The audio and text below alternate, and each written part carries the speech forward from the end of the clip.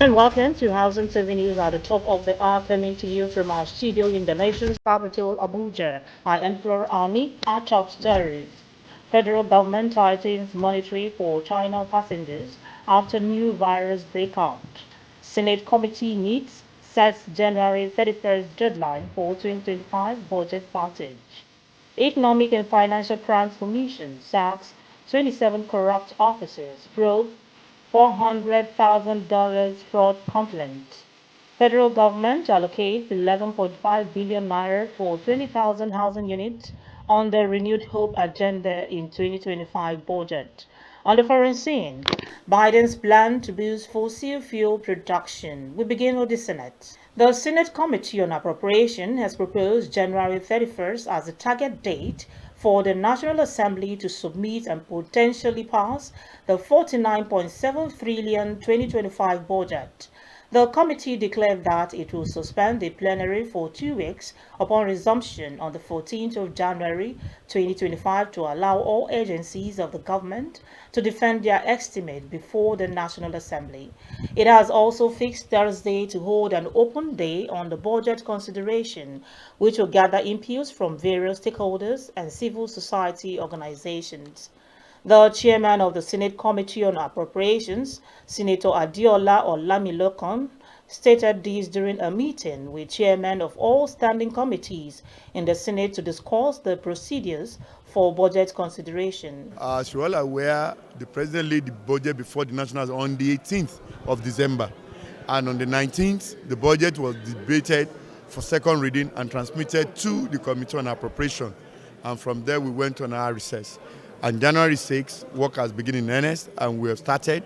And my colleagues and I, we have agreed on the modus operandi and the workability for us to achieve the set target and goals as far as passing the budget into law by the end of January. The Senate Committee Chair emphasized that the Senate is committed to addressing all concerns raised in the budget document to ensure it serves the interests of all Nigerians.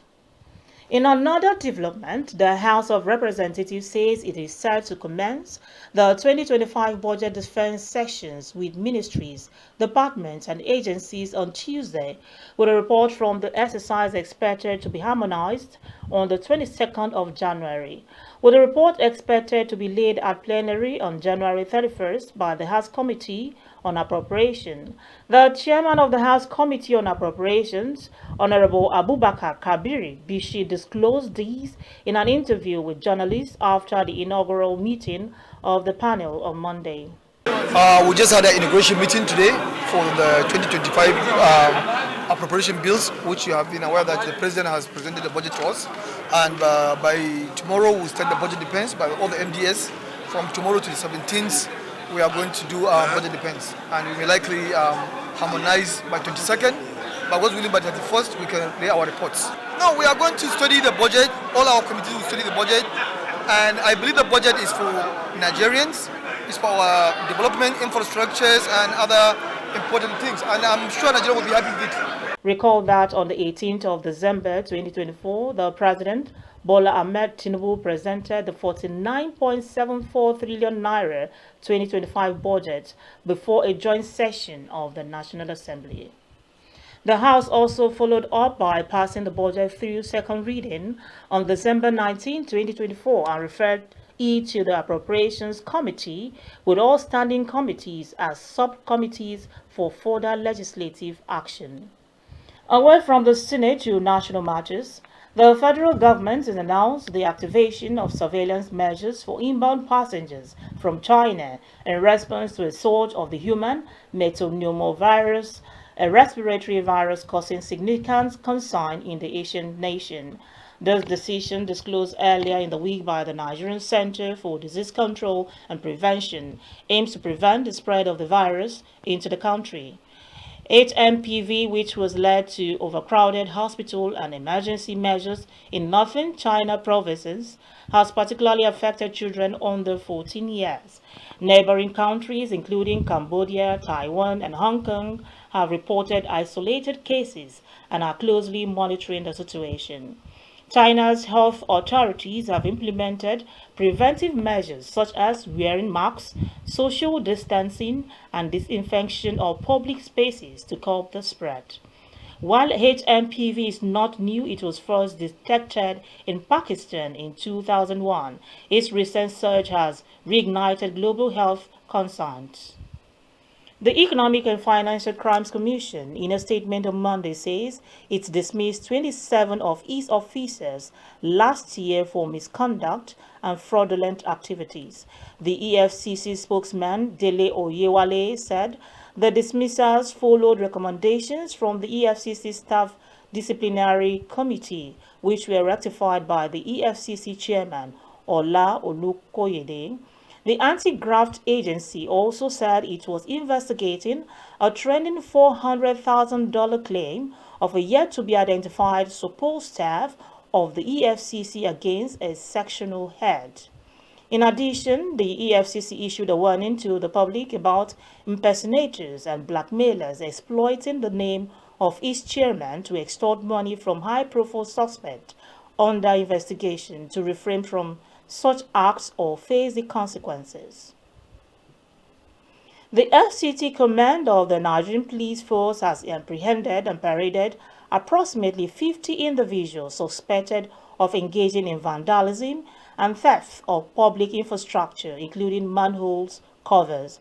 Announcing the arrest, the FCT Commissioner of Police, Olatunji Disu, disclosed that the suspect targeted vital public assets such as manhole covers, vehicles, solar street lights, and construction materials like rods used for flyovers. He highlighted the grave risks this action posed to public safety and the city's infrastructure. The commissioner reaffirmed the command's dedication to safeguarding critical infrastructure, stressing that the police, in collaboration with other security agencies, will uphold a strict zero-tolerance policy against acts of vandalism and theft that endanger public safety and disrupt essential services. Solution is near the total service station of NNPC is gone, as our officers are there and have been left to be there. Chanting behind the eyes, chanting only caretaker and acquisition has already gone the same way. We are going to identify areas where all these activities are taking place and we will do what is necessary. Some of the suspects confessed to their involvement in the crimes. The one in the person where you say so that they know say the don't arrest me. So in the run. So I don't recover the 3 television with 1 radio when I send the one my friends. So how many television will you don't buy? It's 3. Yes, How much you buy? 350,000. Complete. You buy am and you carry am. From his house, carry it give me. You dey work for National Assembly? No. Why you dey work? Now that place where we work, now that in the do business. All these ones wey you dey buy, you don't know say na secret. Some of Sure. Hey, I don't know. Now him say you get 1 TV. What he give me, now I start working with it. As I start working with it, it comes spoil. So that's why I go carry another one and work. how much you dey give Alhaji? I want 30,000. Nine day money you abi? No, now I want I give him 100,000 now, but I never complete 30,000 for him, and the sim comes spoil. Still now, yes, now I tell it for me 130,000. Now to Kogi State, where the decision of the state government to deprive students of registering unless they present a veritable tax clearance of their parents has sparked outrage in the state, with parents, human rights activists, and concerned educationists kicking against this policy. The state government had in late November last year issued a memo from the chairman of the Board of Internal Revenue Services, Sule Enehe, to schools in the state not to allow students who fail to present a verifiable tax clearance certificate from their parents to continue their education in the state. Reacting to the controversial policy, a Kogi-based legal practitioner and rights activist, Arome Odoma, has issued a pre-action notice against Kogi State's policy on parental tax clearance for students' registration, a fight for educational justice. Odoma, who is challenging the legality of the policy in a pre-action notice addressed to the governor of the state, Ahmed Usman Ododo, and the chairman of the Board of Internal Revenue Service, Laed Barre, the policy's flaws, branding it repugnant to national justice, equity, and good conscience. We'll take a pause here. News stories from the build sector are up next. Stay with us. Housing TV Africa, your first in housing development broadcasting. Visit Housing TV Africa on YouTube and click on the subscribe button. Subscribe to Housing TV Africa to stay updated on latest happenings in Nigeria's housing sector. Follow our social media pages, like and share our posts. On Facebook, Housing TV Africa. On Twitter, Housing TV Africa. Instagram, Housing TV Africa.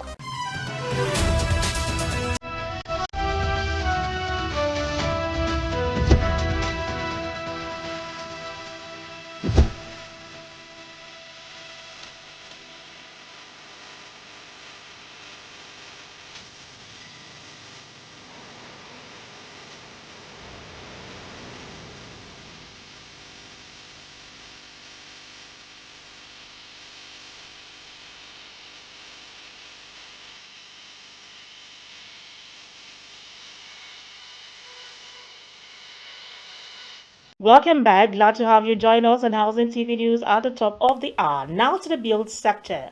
The federal government has allocated 11.5 billion naira in the proposed 49.74 trillion naira budget for the 2025 fiscal year to construct 20,000 housing units under the Renewed Hope Agenda housing scheme.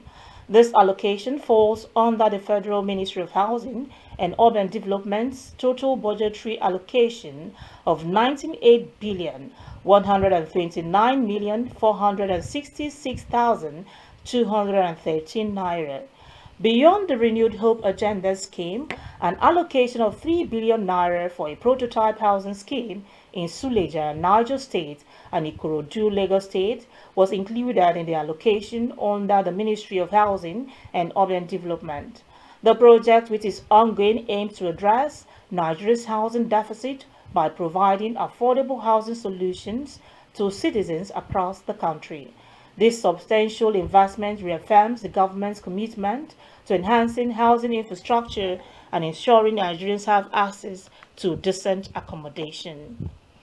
The founder of Landmark Africa Group, Paul Owanibe, has spoken about the devastating impact of the sudden demolition of Landmark Leisure Beach, which wiped out over $30 million investment and left thousands of lives disrupted. Owanibe described the emotional and financial toll of the event, which took place with just 7 days' notice, while describing the essential part of Landmark Resort that was destroyed as leisure business, a significant part of our revenue and our physical infrastructure. Owanibe revealed that the beach site has been acquired in 2006 for $17 million and further developed with a $30 million loan secured abroad. The demolition affected not only Landmark's ecosystem, but also the livelihoods of thousands, as over 1,000 employees and 50 small and medium enterprises were directly impacted. The Federal Capital Territory Administration, FCTA, said it has identified an iron smelting company, the Abuja Steel Company, as one of the alleged receivers of stolen manhole covers. Spokesman of the FCT, Minister Lere Olayinka, while giving an update on the development on Monday in Abuja, said the company is located along Abuja-Kaduna Road and exhibits of interest which have been recovered from the company are in the custody of the police. Recall that it was made public yesterday that arrests and recoveries were made by both the police and the NSCDC. The arrested persons are helping the security agencies with the useful information about the buyers of the vandalized infrastructure. The National Agency for Food and Drug Administration controlled NAFDAC on Monday sealed a Chinese supermarket located at Asbah Mall, 2 Durban Street, Wuse 2, Abuja, for allegedly selling goods labeled in Chinese language without proper notification. The agency's Director of Investigation and Enforcement, Shaba Muhammad, while speaking with newsmen after the exercise, said NAFDAC got credible information about the supermarket. He revealed that the information was that all the items being sold at the supermarket were labeled in Chinese language, which he said violates NAFDAC regulations. Mohammed, who is also the chairman Federal Task Force on Counterfeit, Fake Drugs and Unwholesome Processed Foods with the agency, said upon receiving the information, NAFDAC swung into action. He further assured the public that the agency would investigate why over 90% of goods in the supermarket were labeled in a foreign language and how they got into the country. He added that some of the affected goods had expired and they were still on the supermarket shelves. President of the Real Estate Developers Association of Nigeria, Reden, Prince Akintoye Adeoye, has outlined key initiatives aimed at driving housing development in the country. These initiatives, he said, included increased collaboration with the federal government to advocate for policies that support sustainable and inclusive housing development, a focus on affordable housing solutions to address the significant housing deficit in Nigeria, and involvement in Murphy Incorporated Real Estate Funds. Others are the renewed hope housing across the country, capacity building and skill development programs for its members, and the promotion of professionalism and ethical standards within the industry. To wrap up housing TV news at the top of the hour, on the foreign scene, U.S. President Joe Biden has imposed a ban on offshore drilling across a vast expanse of coastal waters, a move made just weeks before Donald Trump takes office, vowing to boost fossil fuel production. The ban covers the entire Atlantic coast, the eastern Gulf of Mexico, the Pacific coast of California, Oregon and Washington, as well as part of the Bering Sea of Alaska. According to a White House statement, the ban protects over 625 million acres of ocean. The ban does not include an end date and could present legal and political challenges for Trump, who has pledged to reverse policies aimed at curbing fossil fuel production. Thousands of South Koreans braved a snowstorm to rally in support of opposition of President Yoon Suk-yeol, who was suspended over a failed martial law bid and resisting arrest a day before the warrant expires. Yoon plunged the country into political chaos last month with a bungled martial law declaration and has since hauled up in presidential residence surrounded by hundreds of loyal security officers. An attempt to arrest him by investigators failed when a tense 6-hour standoff with his presidential security service ended over security fears, with his supporters also camped outside. More than 100 combatants were killed over the last 2 days in a northern Syria fight between Turkish-backed groups and Syrian Kurdish forces. The fight, which began on the 3rd of January 2025, which saw clashes in several villages around the city of Manbij, have left 101 dead, including 85 members of pro-Turkish groups and 16 from the Kurdish-dominated Syrian Democratic Forces, the Syrian Observatory for Human Rights stated. Statement also detailed that the Syrian Democratic Forces noted it had repelled all attacks from Turkey's mercenaries supported by Turkish drones and aviation. Turkish-backed factions in northern Syria resumed their fight with the Syrian Democratic Forces. At the same time, Islamist-led rebels were launching an offensive on November 27 that overthrew Syrian President Bashar al-Assad just 11 days later. The cities captured were Banjin and Tal Rifat in northern Aleppo province from the SDF. That's the most we can take on housing TV news at the top of the hour. Before we go, a quick recap of our top stories. Federal government tightens monitoring for China passengers after new virus breakout. Senate committee meets sets January 31st deadline for 2025 budget passage. Economic and Financial Crimes Commission sacks 27 corrupt officers, probe $400,000 fraud complaints. Federal government allocates 11.5 billion naira for 20,000 housing units on the renewed hope agenda in 2025 budget.